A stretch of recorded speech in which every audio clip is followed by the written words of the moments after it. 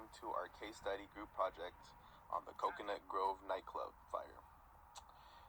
The members consist of Brittany Robinson, Donald Blow, Eric Sherman, Alana Resch, and Axel Rodriguez.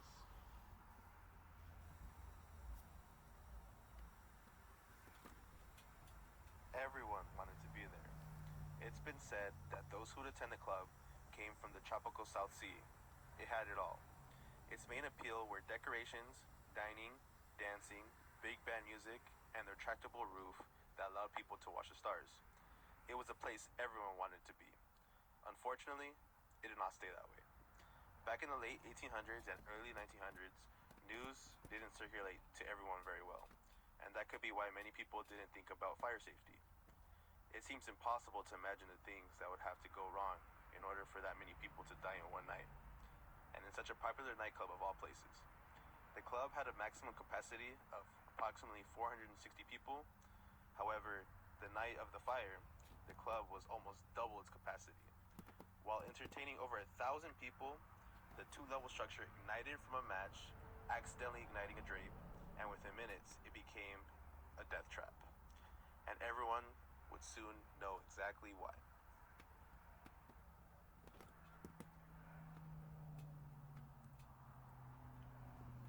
Due to the lack of fire protection, this fire claimed 492 lives. On November of 1942, front page news headlines read, 433 dead in Boston fire. Just after the incident, NFPA's Robert S. Bolton stated that Boston building laws are in a chaotic condition, subject to incompetent enforcement, political influence, and careless management. Charged Robert S. investigations uncovered a list of broken laws, rejected regulations, faulty enforcement, political favoring, and complete disregard for life and safety that ultimately took 492 lives and affected countless more. How could this happen? What could have been done, and what needs to be done so this never happens again? This is exactly what the NFPA has been doing well over the last 100 years. The purpose of this case study is for educating people, creating awareness, changing harmful behaviors, changing dangerous structures, creating codes to follow, creating standards to know how, and having people to enforce these changes. These are all aspects of fire protection. It is events like this that make us want to know more and to understand how, so that we can be better prepared and do our best to not allow the same mistakes from happening to us and people we care for. The Coconut Grove nightclub had very poor, but mainly non-existent code enforcement in the city of Boston. The purpose of this case study is to get to know the structure, contributing factors of the fire, what codes were like back then, what wasn't enforced, how and why. And then finally, all the change that came from the lessons learned at the Coconut Grove nightclub in 1942. So a major contributing factor to why the fire was not immediately put out in the lounge was due to it spreading very quickly between the false cloth ceiling and the plywood above it. The fire was able to get into the void spaces between the plywood and the concrete, and with the lack of oxygen between the two materials, the fire had nowhere to go, so it stayed in the lounge, dining room, and foyer.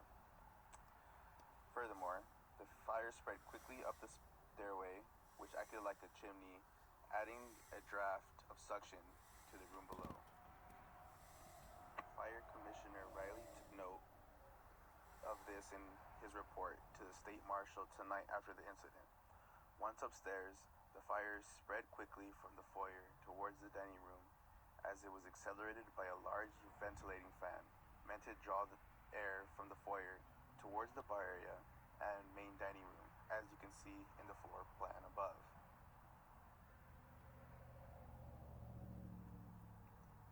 There was an exit panic door at the top of the stairs, leaving the Melody Lounge, and another door on the far side of the lounge that were both locked the night of the event.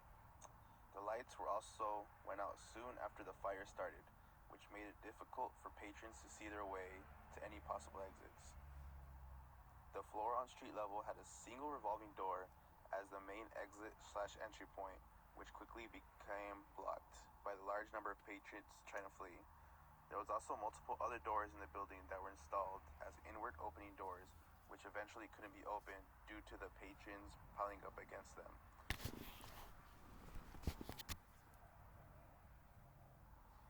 Some of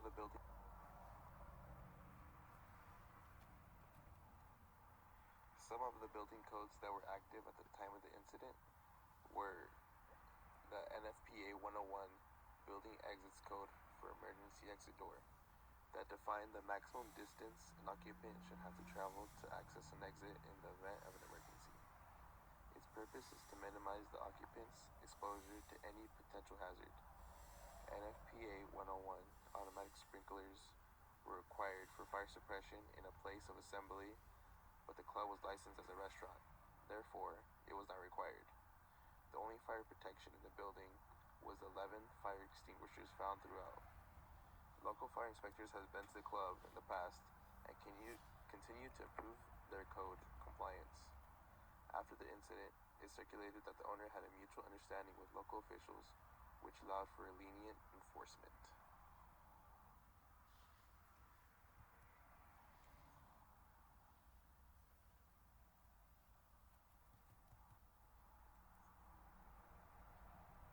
Due to the lack of code enforcement, there was only one single revolving door. Human behavior shows that in a panic situation, people will leave a building the way they came in.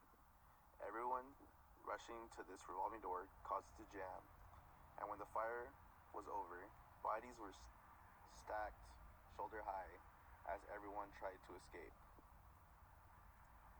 Another code that they were lacking in was the maximum capacity code. The establishment was only approved for 460 people.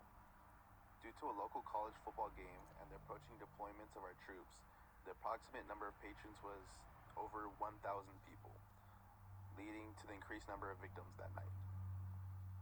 And the final code that was not enforced was the materials.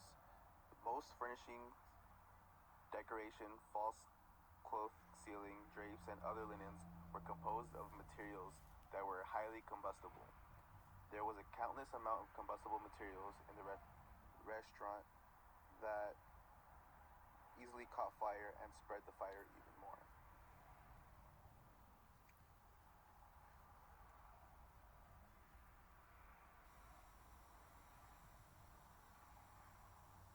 After this amazingly devastating tragedy that claimed 492 lives, officials began to implement great change.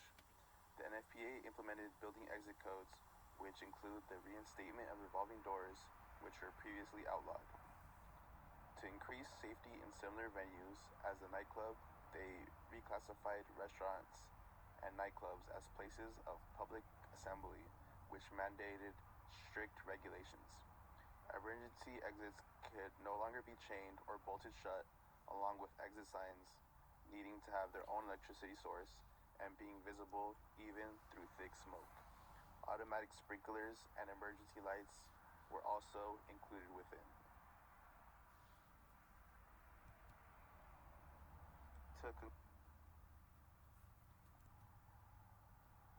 To conclude, thankfully, today most establishments are held highly accountable to the standards created for building and safety codes. It is because of events like these that we as a society are much safer, but that doesn't mean we stop paying attention. Always remember the people who were affected by that event in our history, and never forget how it happened, so that we can do our best not to put ourselves in an environment like this again. Thank you for listening to our presentation.